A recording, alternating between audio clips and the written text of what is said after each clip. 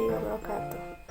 Hai, ketemu lagi nih sama aku, Wulan Francisca Aditya dengan NPM 1A023106 dari kelas 2C Prodi Pendidikan Bahasa Indonesia, Fakultas Keguruan dan Ilmu Pendidikan Universitas Bengkulu.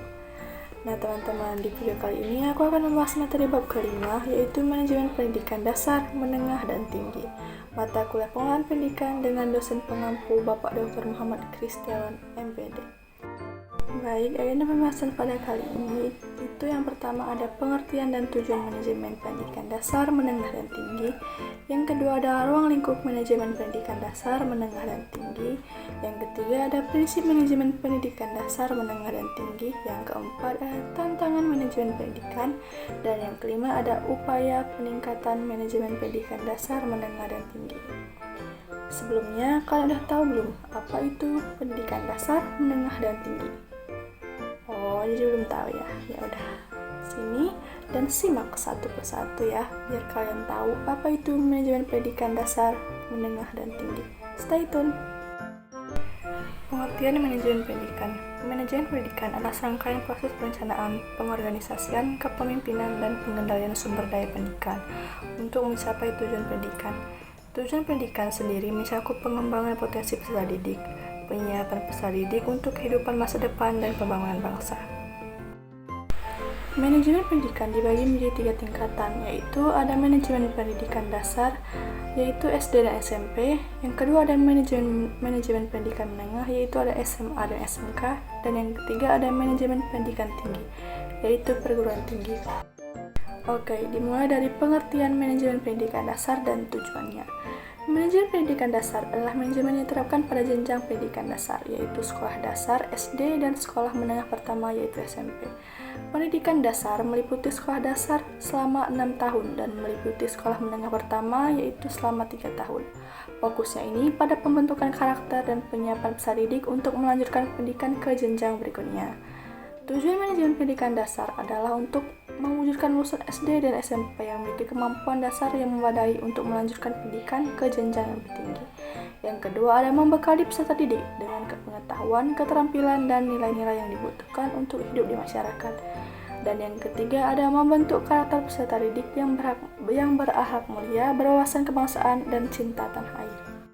Oke, yang kedua itu ada pengertian manajemen pendidikan menengah, SMA dan SMK, dan tujuannya. Manajemen pendidikan menengah adalah manajemen yang diterapkan pada jenjang pendidikan menengah, yaitu sekolah menengah atas, yaitu SMA, dan sekolah menengah kejurusan, yaitu SMK.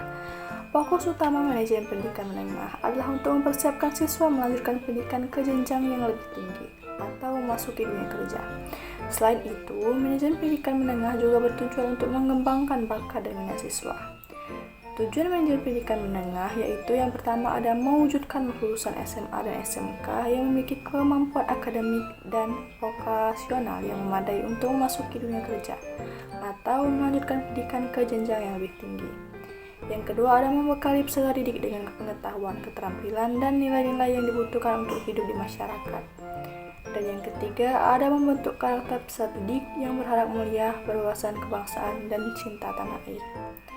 Dan yang ketiga ada pengertian manajemen pendidikan tinggi atau perguruan tinggi dan tujuannya. Manajemen pendidikan tinggi adalah manajemen yang diterapkan pada jenjang pendidikan yang tinggi, yaitu universitas, institusi sekolah tinggi, dan akademik, meliputi diploma, sarjana, magister, dan doktor. Manajemen pendidikan tinggi adalah manajemen yang diterapkan pada jenjang pendidikan tinggi, yaitu perguruan tinggi. Fokus utama manajemen ini adalah untuk menghasilkan lulusan yang memiliki kompetensi dan keahlian yaitu dibutuhkan oleh dunia kerja. Selain itu, manajemen pendidikan tinggi juga bertujuan untuk mengembangkan ilmu pengetahuan dan teknologi. Tujuan pendidikan tinggi ini yang pertama ada mewujudkan lulusan perguruan tinggi yang memiliki kemampuan akademik dan profesional yang memadai atau memasuki dunia kerja atau melanjutkan pendidikan ke jenjang yang lebih tinggi. Yang kedua, mengembangkan ilmu pengetahuan, teknologi, dan seni. Dan yang ketiga, ada melaksanakan pengabdian kepada masyarakat. Oke, materi yang kedua itu ada ruang lingkup manajemen pendidikan dasar, menengah, dan tinggi. Yang pertama ada ruang lingkup manajemen pendidikan dasar dan ruang lingkup manajemen pendidikan menengah. Ini meliputi yang pertama ada perencanaan. Perencanaan yaitu menyusun rencana strategis, rencana tahunan, dan rencana operasional sekolah. Yang kedua ada pengorganisasian, yaitu membentuk struktur organisasi sekolah dan mendistribusikan tugas kepada personal sekolah. Dan yang ketiga itu ada kepemimpinan, memimpin dan mengarahkan personel sekolah untuk mencapai tujuan pendidikan. Dan yang keempat ada pengendalian, yaitu melakukan pengawasan dan evaluasi terhadap pelaksanaan program pendidikan.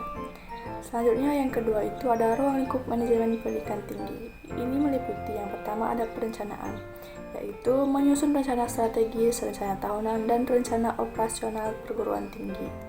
Yang kedua ada pengorganisasian, yaitu membentuk struktur organisasi perguruan tinggi dan mendistribusikan tugas kepada personel perguruan tinggi. Dan yang keempat ada kepemimpinan, yaitu memimpin dan mengarahkan personel perguruan tinggi untuk mencapai tujuan pendidikan. Dan yang keempat ada pengendalian, yaitu melakukan pengawasan dan evaluasi terhadap pelaksanaan program pendidikan. Oke, materi yang ketiga itu ada prinsip manajemen pendidikan dasar, menengah, dan tinggi. Prinsip-prinsip manajemen pendidikan yang perlu diperhatikan yang pertama itu adalah efisiensi, yaitu mengelola sumber daya pendidikan secara optimal untuk mencapai hasil yang maksimal dengan biaya semaksimal mungkin. Dan yang kedua itu ada efektivitas, yaitu mencapai tujuan pendidikan secara tepat dan sesuai dengan target yang telah ditetapkan. Dan yang ketiga ada demokrasi, yaitu melibatkan semua pihak terkait dalam proses pengambilan keputusan, termasuk peserta didik, orang tua, dan masyarakat. Dan yang keempat ada akuntabilitas, yaitu bertanggung jawab atas pelaksanaan program dan kegiatan pendidikan kepada pihak-pihak yang berkepentingan. Oke, itulah materi ketiga tentang prinsip manajemen pendidikan dasar, menengah, dan tinggi. Oke, kita ke materi selanjutnya ya. Nah teman-teman, materi yang keempat itu ada tantangan manajemen pendidikan dasar, menengah, dan tinggi. Tantangan yang dihadapi dalam manajemen pendidikan dasar, menengah, dan tinggi di Indonesia antara lain yang pertama ada kesenjangan mutu pendidikan, yaitu kualitas pendidikan di Indonesia masih bervariasi antar daerah dan antar sekolah. Yang kedua ada kurangnya sumber daya pendidikan, yaitu kekurangan guru yang berkualitas, sarana dan prasarana pendidikan yang belum memadai, serta anggaran pendidikan yang terbatas. Dan yang ketiga ada dinamika perkembangan zaman, yaitu perkembangan ilmu pengetahuan dan teknologi yang pesat menuntut perubahan dalam sistem dan kurikulum pendidikan. Nah, kita memasuki materi yang terakhir nih, yaitu tentang upaya peningkatan manajemen pendidikan dasar, menengah, dan tinggi. Beberapa upaya yang dapat dilakukan untuk meningkatkan manajemen pendidikan di Indonesia antara lain yang pertama itu ada peningkatan mutu guru, yaitu memberikan pelatihan dan pengembangan kompetensi guru secara berkelanjutan. Yang kedua ada penyediaan sarana dan prasarana pendidikan yang memadai, yaitu membangun dan merehabilitasi sekolah, melengkapi peralatan dan media pembelajaran, serta menyediakan akses internet di sekolah. Yang ketiga ada peningkatan anggaran pendidikan, yaitu meningkatkan anggaran pendidikan untuk mendukung program-program peningkatan mutu pendidikan. Yang keempat ada pemanfaatan teknologi informasi dan komunikasi, yaitu memanfaatkan teknologi informasi dan komunikasi untuk meningkatkan kualitas pembelajaran dan efisiensi pengelolaan pendidikan. Dan yang kelima ada kerjasama dengan berbagai pihak, seperti bekerjasama dengan orang tua, masyarakat, dunia usaha, dan industri untuk mendukung kemajuan pendidikan. Nah, itu saja materi pada video kali ini tentang manajemen pendidikan dasar, menengah, dan tinggi. Jangan lupa like, komen, dan subscribe. Sampai jumpa di video selanjutnya. Bye-bye.